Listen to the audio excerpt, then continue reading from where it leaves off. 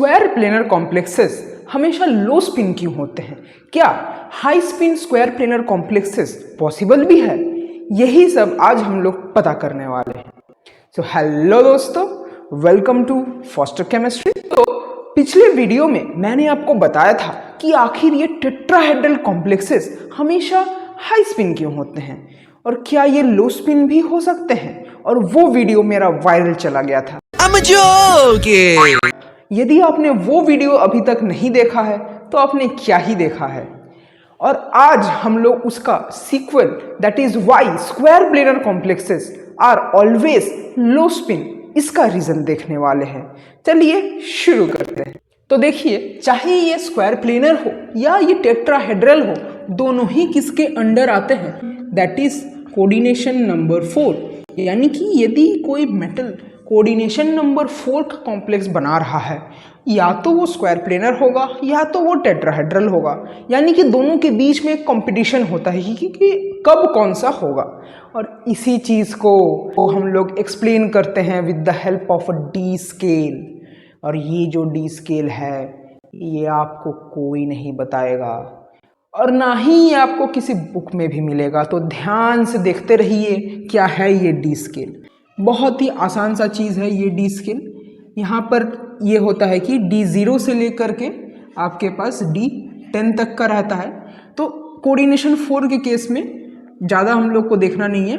D0 से D7, फिर हम लोग के पास है D8, फिर है हम लोग के पास D9। तो कोऑर्डिनेशन 4 के केस में जो डी स्केल होता है उसमें D0 से D7 तक का ये होता है टेट्राहेड्रल, आंख बंद करके टेट्राहेड्रल। वैसे ही ये जो D10 है, D10 भी आंख बंद करके टेट्राहेड्रल क्यों होगा ये मैं आपको बताने वाला हूँ। और ये जो D8 और D9 बच गए, इन्हीं में होता है सारा का सारा खेला। इसमें देखिए, यदि ये हाई स्पिन हो जाता है तो ये बनाते हैं टेट्राहेड्रल, और यदि ये लो स्पिन हो जाते हैं तो ये बना देंगे आपके लिए स्क्वायर प्लेनर। तो ये है पूरा का पूरा खेल कि कोऑर्डिनेशन नंबर 4 में जो ये स्क्वायर प्लेनर कॉम्प्लेक्सेस हैं वो केवल और केवल D8 और D9 के केस में ही अवेलेबल होते हैं। अब चलिए हम लोग जल्दी से ये पता कर लेते हैं कि आखिर ये कॉम्प्लेक्स स्क्वायर प्लेनर कब होता है और टेट्राहेड्रल कब होता है। देखिए, सबसे पहले जो स्ट्रक्चर होता है स्क्वायर प्लेनर का वो ऐसे होता है, वो एक प्लेन में होता है। और जो टेट्राहेड्रल होता है वो 3D होता है और वो कुछ ऐसा दिखता है। तो बात जब आती है कि टेट्राहेड्रल कॉम्प्लेक्स कब बनेगा, टेट्राहेड्रल कॉम्प्लेक्स तब बनेगा जब हम लोग को ज़रूरत है स्टेरिक स्टेबिलाइजेशन का। यानी कि इसमें जो स्टेरिक रिपल्शन है वो नहीं होगा।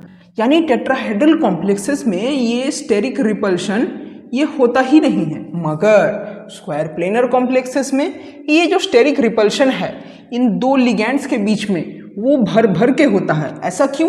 क्योंकि स्क्वायर प्लेनर में ये जो एंगल होता है ये 90 डिग्रीज का होता है, जबकि टेट्राहेड्रल में ये जो एंगल होता है ये होता है 109 डिग्री के आसपास होता है। यानी कि इसमें ज़्यादा डिफरेंस है, दो लिगैंड्स के बीच में ज़्यादा स्पेसिंग है, इसीलिए रिपल्शन और कम, एकदम मिनिमम हो जाता है। मगर ये स्क्वायर प्लेनर कॉम्प्लेक्सेस भी तो बनते हैं। ये कब बनते हैं? ये तब बनते हैं जनाब जब ये इलेक्ट्रॉनिकली स्टेबलाइज्ड होता है।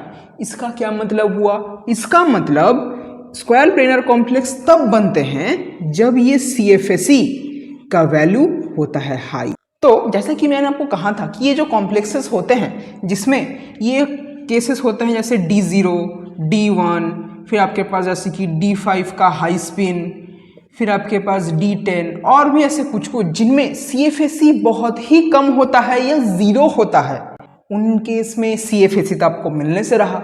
यानी कि वो इलेक्ट्रॉनिकली तो स्टेबिलाइज्ड ही नहीं है, तो वो देखेंगे स्टेरिक स्टेबिलाइजेशन, और वो सब एकदम आंख बंद करके बनाएंगे टेट्राहेड्रल। मगर जैसे कि कुछ केसेस, मानिए कि D8 और D9, जब भी इनको कोई स्ट्रॉन्ग लिगैंड मिल जाए तो ये क्या बना देंगे? Square planar. क्यों? क्योंकि उस समय इनका जो CFSE है वो बहुत बढ़ जाता है, और इसी कारण से ये है आपके पास कि कुछ कॉम्प्लेक्सेस स्क्वायर प्लेनर बनाते हैं और कुछ टेट्राहेड्रल बनाते हैं।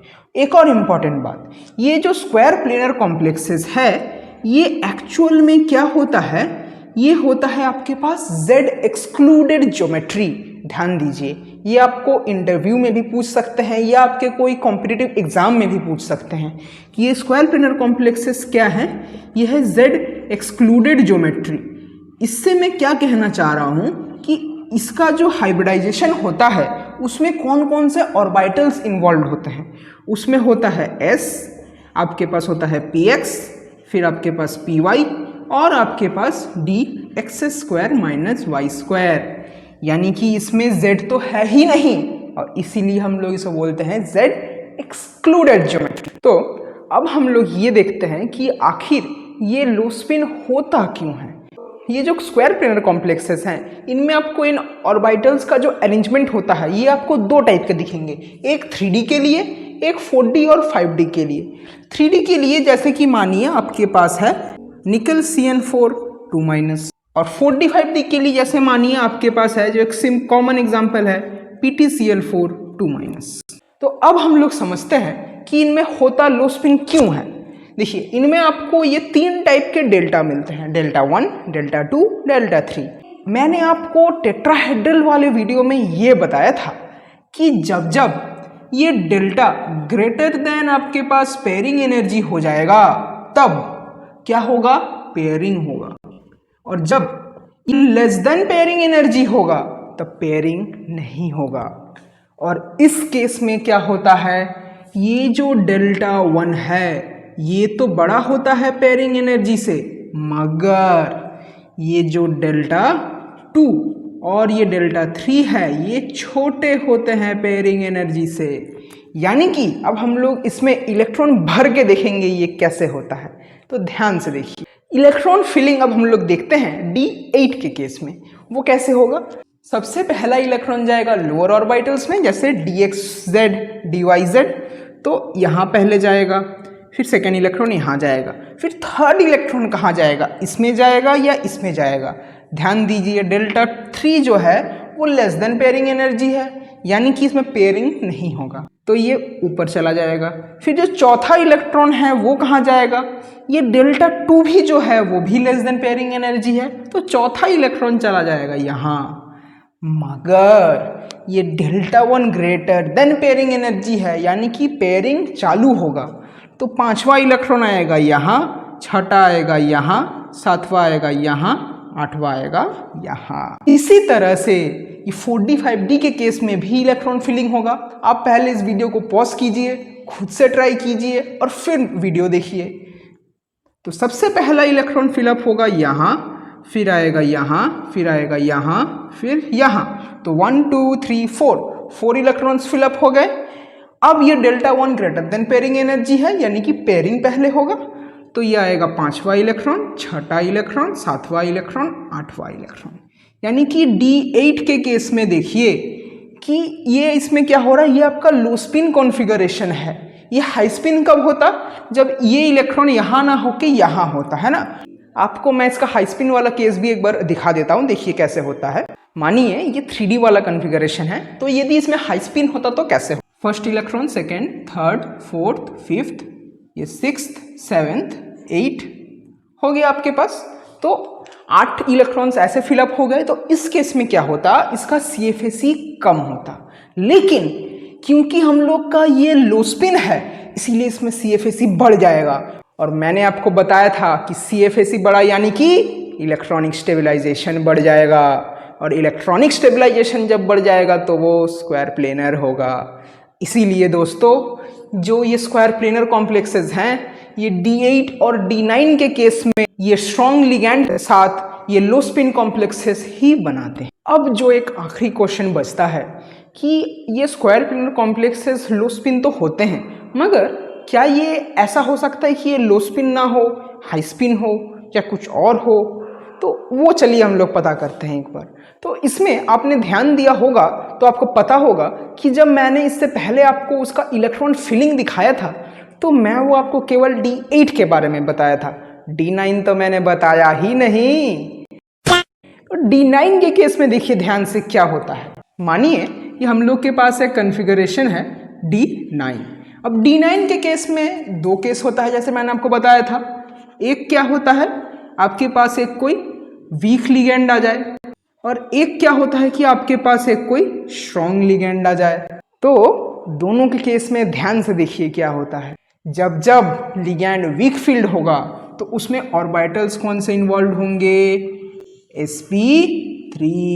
क्या होगा, sp3।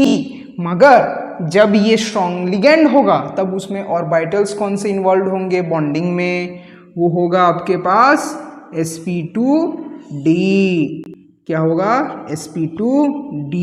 और ये जो छूट गया है एक p का ऑर्बिटल, ये होता है आपके पास pz, क्योंकि मैंने आपको बताया था स्क्वायर प्लेनर क्या होता है, z एक्सक्लूडेड ज्योमेट्री। तो वहीं से आपको क्या अंदाजा लग रहा है कि जब भी आपके पास होता है D9, उसमें होता है वीक लिगेंड, तो उसका हाइब्रिडाइजेशन होता है sp3 और उसमें आपको मिलता है टेट्राहेड्रल।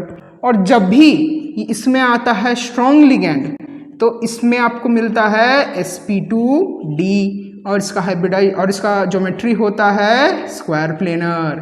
मगर अब एक चीज ध्यान दीजिए, ये टेट्राहेड्रल के केस में इसमें अनपेड इलेक्ट्रॉन्स कितने हैं, एक है, यानी कि इसके केस में s इक्वल्स टू हो जाएगा हाफ। स्ट्रॉन्ग लिगेंड के केस में अनपेड इलेक्ट्रॉन होता है एक, तो इसके भी केस में हो जाएगा s इक्वल्स टू हाफ, यानी कि दोनों ही केस में हो गया s का वैल्यू सेम। यानी कि जब स्पिन ही चेंज नहीं हो रहा है तो ये जो हाई स्पिन और लो स्पिन का कंसेप्ट है ये वैलिड ही नहीं है। यानी कि D9 के केस में हाई स्पिन लो स्पिन कुछ नहीं होता है, यानी कि D9 के केस में हम लोग ये नहीं कह सकते हैं कि जो स्क्वायर प्लेनर कॉम्प्लेक्सेस है वो लो स्पिन है। तो इस बात को आप ध्यान रख लीजिए। तो अब ऐसे कुछ मॉलिक्यूल्स हैं जो है तो स्क्वायर प्लेनर मगर वो हाई स्पिन होते हैं लो स्पिन की जगह, जैसे कि ये एक निकल का कॉम्प्लेक्स है और ये निकल ऑक्सीजन और नाइट्रोजन के साथ एक कॉम्प्लेक्स बनाया हुआ है और उसका स्ट्रक्चर भी काफी कॉम्प्लेक्स है। सिमिलरली एक और ये कॉम्प्लेक्स है, ये कोबाल्ट का एक कॉम्प्लेक्स है और ये भी ऐसा ही है कि ये स्क्वायर प्लेनर तो है मगर ये हाई स्पिन है। तो ऐसे कुछ रेयर एग्जाम्पल्स आपको मिल जाएंगे लिटरेचर में और ऐसे कुछ रिसर्च भी चल रहा है ऐसे कुछ high spin square planar complexes को फाइंड करने के लिए। चलिए अब इसे हम लोग समराइज करते हैं कि ये जो स्क्वायर प्लेनर कॉम्प्लेक्सेस हैं ये हमेशा लो स्पिन क्यों होते हैं। देखिए स्क्वायर प्लेनर कॉम्प्लेक्सेस ये कोऑर्डिनेशन नंबर 4 का केस है जिसमें स्क्वायर प्लेनर भी होता है और टेट्राहेड्रल भी होता है। और जो D0 से लेकर D10 के बीच में केवल D8 और D9 के केस में ही यदि स्ट्रॉन्ग लिगेंड होगा तो ही हम लोग को स्क्वायर प्लेनर कॉम्प्लेक्सेस देखने को मिलते हैं। और ये लो स्पिन क्यों होते हैं, क्योंकि यदि आप इनका एनर्जी लेवल डायग्राम देखेंगे तो वहां पर आपको ये पता चलेगा कि वहां पर पेयरिंग को ज़्यादा प्रमोट किया जाता है, क्योंकि वहां पर एनर्जी गैप ज़्यादा होने के कारण पेयरिंग ज़्यादा होता है और इसीलिए ये लो स्पिन बनता है। मगर ये हमेशा स्क्वायर प्लेनर कॉम्प्लेक्सेस लो स्पिन नहीं होते हैं, जिसमें से मैं आपको दो केस बताऊंगा कि ये लो स्पिन कब नहीं होते हैं। सबसे पहला, यदि हम लोग D9 का केस कंसिडर करें तो D9 में क्या होता है कि ना तो वो लो स्पिन होता है ना तो वो हाई स्पिन होता है, तो वहां पर वो डिफाइंड ही नहीं होता है। और सेकंड, कुछ ऐसे कॉम्प्लेक्सेस के एग्जांपल्स हैं जैसे कि ये जहां पर जो वो कॉम्प्लेक्स है वो स्क्वायर प्लेनर तो होता है मगर वो हाई स्पिन होते हैं और इसके ऊपर एक्सटेंडेड रिसर्च भी चल रहा है। तो ये तो रहा कि स्क्वायर प्लेनर कॉम्प्लेक्सेस हमेशा लो स्पिन क्यों होते हैं। मगर क्या आपको पता है कि ये जो ट्रांजिशन मेटल्स होते हैं ये हमेशा कॉम्प्लेक्स क्यों बनाते हैं? जानने के लिए लेफ्ट वाला वीडियो देखिए, वरना राइट वाला वीडियो तो आपका दिमाग ही उड़ा देगा।